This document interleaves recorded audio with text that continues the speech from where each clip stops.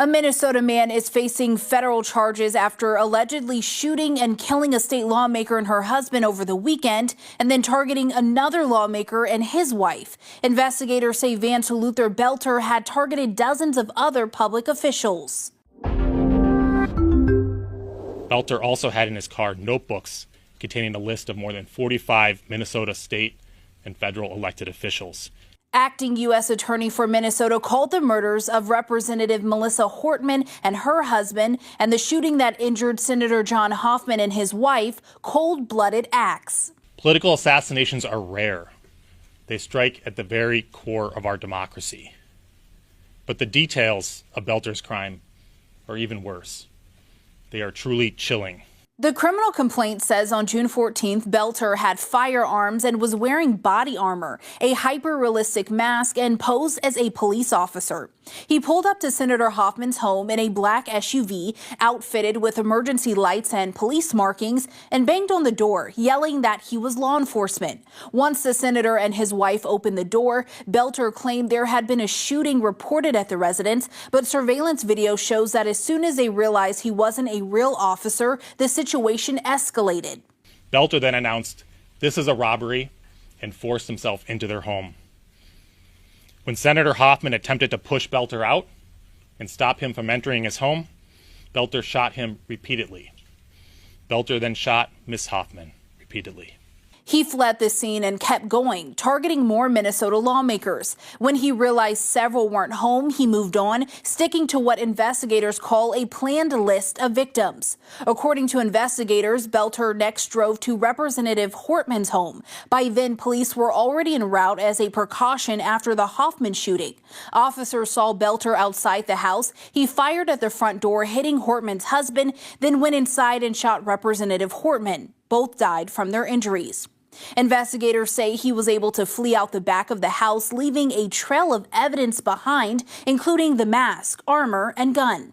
He researched his victims and their families.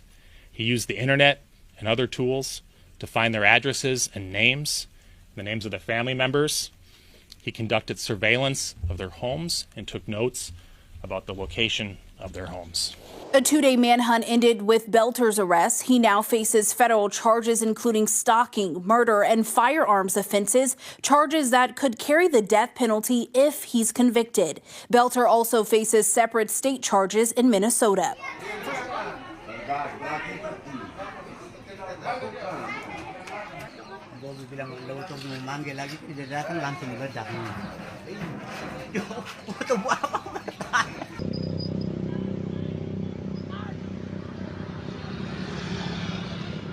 Well, Mount Levutobi-Laki-Laki volcano in south-central Indonesia erupted.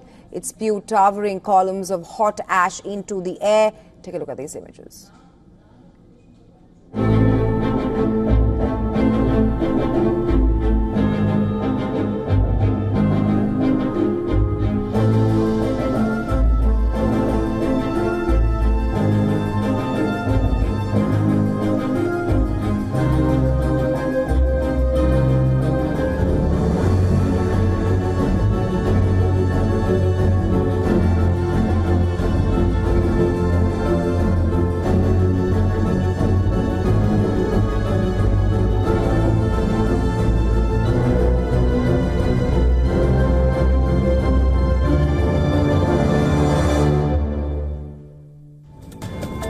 We have some more breaking news at this hour. The Israeli Air Force says more than 70 Iranian air defensive missile batteries have been destroyed so far. In a post on X, the Israeli Air Force said, and I quote, "In recent days, fighter jets have carried out about 5 waves of attacks aimed at striking Iran's air defense capabilities while establishing air superiority for the Air Force. This has paved the way to Tehran and other targets deep within Iran. This comes as Israel, Iran continue to strike each other for the 5th consecutive day." This is a statement from the Israeli Air Force, which says that more than 70 Iranian air defense missile batteries have been destroyed so far. The statement read, "In recent days, fighter jets have carried out about 5 waves of attacks aimed at striking Iran's air defense capabilities while establishing air superiority for the Air Force. This has paved the way to Tehran and other targets deep within Iran. This is the latest at this hour. جاي الحرب هذا مو بإيدنا ولا أي صار مشكلة علينا. احنا هسه جايين من عربستان لحدود العرعر وجايين لحد هسه هنا كربلاء مو جايين للكربلاء بالليل حوالي الساعة 11 وقالوا إن شاء الله تسرحوا إن شاء الله هنا حوالي ساعتين بعد ساعتين أنتم رجعوكم على مرزل مهران.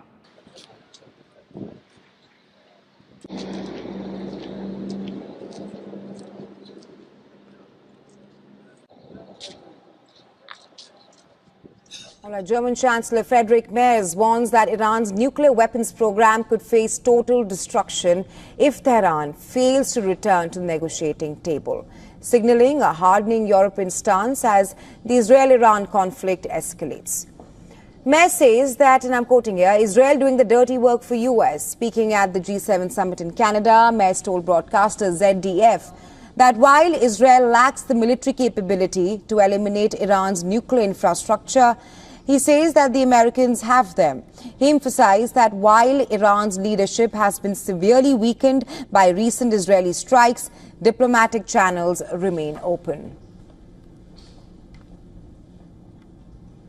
Markets remain on the edge as US President Donald Trump called for the immediate evacuation of Tehran.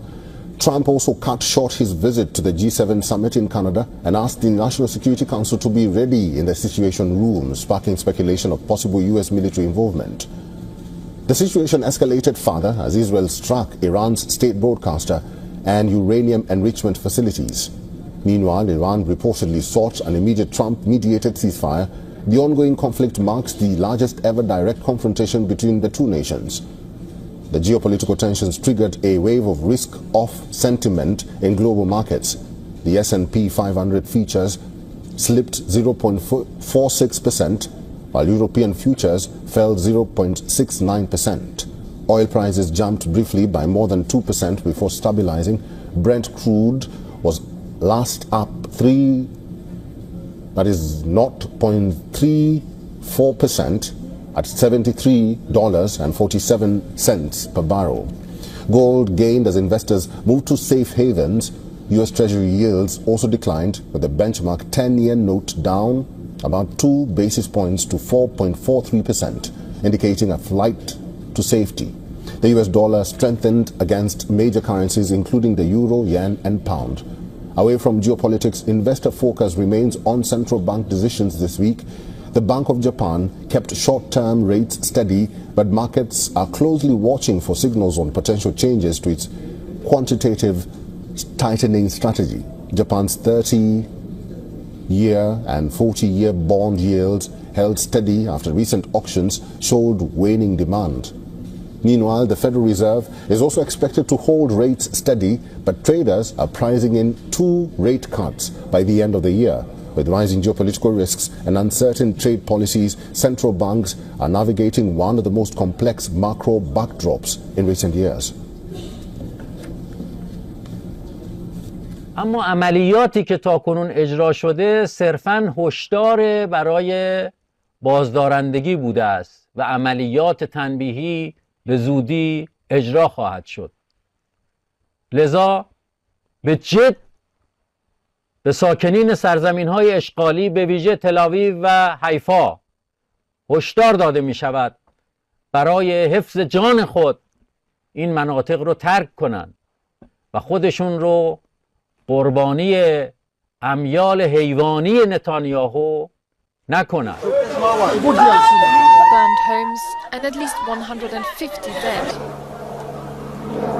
The death toll from violent gunmen attacks in north-central Nigeria that happened over the weekend kept rising. And villagers were still looking for survivors and dozens of people who were missing on Monday. Fulani herdsmen came in around the Yelwata East, started firing gunshots. They fired for almost 5 hours. They met a stiff resistance here from the police. Immediately when they met the resistance, they moved towards Yelweta Market, Yelweta New Market. There they slaughtered more than 100 persons. The incidents lasted for more than 5 hours. They burnt some of our community members in stores there. There are some stores that are housing more than 50 persons. All were burnt down. People slaughtered there, others burnt to ashes. No one immediately claimed responsibility for the killings. But local conflicts between herders and farmers fighting over land and water resources frequently escalate in the region. This attack on the peaceful Yelewata community is one attack too many. It is not just an attack on the people of Benue State. It's an attack on the entire nation. And we are not going to accept it. The people of this community are not alone. We are with them. The entire Nigerian communities are with them. A day will come when these bandits will come to operate as they used to, and they will never return. That day is drawing nearer. Authorities and analysts have warned that more herdsmen have been taking up arms in recent years. Many fear that this attack might not have been the last. Meanwhile, Russia has struck Ukraine's capital, Kyiv, with one of its largest missile and drone attacks of the war. At least 14 people were killed in the assault. Over 100 more were wounded. Ukraine says Russia launched more than 440 drones and 32 missiles. President Zelensky has called it one of the most horrific attacks on the capital since the start of the war. After 3 years, the war has finally landed on this man's doorstep. His home has been destroyed and his son is possibly still trapped in the remnants. Part of this apartment block was brought to the ground in a direct hit, just one of 27 locations struck across Kyiv in a massive overnight aerial attack. I was asleep. There was a loud bang. The window was smashed and glass rained down on me. I heard everything crashing down around me. I had a panic attack. Those terrifying sounds made me feel like I was saying goodbye to life. It was probably the most hellish night in my memory for our neighbourhood. I had a very difficult night. And now, mentally, I'm with the people whose homes were damaged. Residents are traumatised and rescuers now face the gruelling task of trying to find those trapped alive. Officials say around 2,000 emergency services personnel are working across the city. A ballistic missile penetrated the building so deeply that it even broke through the concrete structures in the basement. Search dogs have arrived to help find people as quickly as possible if anyone is trapped under the rubble. Residential buildings, schools and critical infrastructure were all hit, he said, and residents are asking themselves why. I've never seen anything like this. It's horrible. It was all horrible. I don't know how much Russians want to torture us. We're innocent civilians. What do they want from us? It's beyond me. Russia's defense ministry said its forces carried out high-precision strikes on military sites and said they hit their intended targets. Let's go now to DW correspondent Nick Connolly in Kyiv for more. Nick, one of the worst bombardments since early 2022. Tell us more about this overnight attack. I think, Nicole, this is about people in Kyiv rightly, for the most part, knowing and thinking that they are better protected than the rest of the country. These kind of mass casualty events where you have a whole residential building basically collapsing under the impact of a missile, that is something that is an everyday occurrence in Kharkiv and Zaporizhia, places close to the front lines, places that don't have the air defenses that Kyiv does. But we are seeing with Russia sending so many of those Shahed drones that are now faster and harder to shoot down, and then following that with cruise missiles, ballistic missiles, that some of them do get through. That the kind of pictures that everyone has seen from that residential building, the family, the parents of a boy believed trapped under the rubble that went all around people's social media earlier today, that was the result of just one cruise missile that had got through, one of 16 that hadn't been shot down. The other 15 had all been shot down, but they can't be everywhere all the time. Ukraine has a very limited stock of those missiles, the interceptor missiles, and is having to make a decision every time. Do we use our stocks or do we wait for the next attack? Now, the Ukrainian president was scheduled to meet Donald Trump at the G7 summit in Canada. Zelensky is there, but Trump is not. Before he left, Trump complained about Russia being kicked out of the group. How is all of that being read in Kyiv? It's obviously a blow. We've seen Zelensky trying in recent months to make up to repair relations to Donald Trump after the falling out in the Oval Office earlier in the year. We saw seemingly some successful efforts in that direction at the last Pope's funeral in the Vatican recently, and there was the hope there would be more of that. Right now, people in Ukraine do not expect Donald Trump to provide the kind of support, anything like it, of the kind that they saw under Biden, but what they hope for is some kind of soft divorce, where the US continues giving intelligence to Ukraine, where it also sells Ukraine air defense munitions and systems, things that otherwise on the kind of open market, Ukraine would have to wait years and years to be supplied with. Even if they're willing, if they're going to have to pay, that is something they're willing to do. But right now, they're not even sure if Donald Trump is willing to offer that kind of level of support, or if for him, Ukraine is just no longer a priority. We've already seen air defense missiles that were meant to come here being sent to the Middle East. So there's a real sense that this story, these attacks are being ignored, are being sidelined, and that not just the attention, but also the resources are being sent to the Middle East. Support and solidarity did come from Canada, though. They pledged military support for Ukraine. Is this then, bottom line, a successful trip for Zelensky after all? I think it's neutral. He had to be there. He had to try it. Obviously, this support from Canada is welcome and it is significant, but it is in no way of a similar scale to what Ukraine could potentially get, even if it's paying for it from the US in terms of technology. There is just no other country that can meet those needs in a similar way. But there is certainly skepticism here in Ukraine and worry that the European nations are waiting for Donald Trump rather than just forging ahead and saying, we will impose more sanctions on Russia, we will do more, and then see if Trump joins us. There is a real worry that the Europeans are letting themselves basically be forced into waiting or just distracted by Trump and his ever-changing agenda. And there is a real impatience here to see whether European leaders are actually now going to get on things and see if they can make the economic price for Russia really more painful and not just wait until Donald Trump decides to engage with this issue. That's DW's Nick Connolly reporting from Kyiv. Thank you so much. I would like to start by condemning in the strongest terms the latest outrage, barbarism from Russia, and express my deep condolences and those of the Canadian people to the families in Kyiv who were affected. This underscores the importance of standing in total solidarity with Ukraine, with the Ukrainian people, and we had a discussion last night amongst G7 leaders. The President and I will discuss more. To be absolutely clear, the support will be unwavering until we get a just peace for Ukrainian people.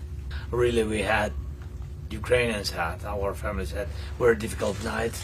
One of the biggest attacks from the very beginning of this war, 440 Shaheeds, Iranian drones, and 32 missiles, including ballistic. And I was on direct connection during the flight with all the ministers and of course with the chief of air defense, and really it was a big attack on civilian infrastructure, on people, just people, houses and etc.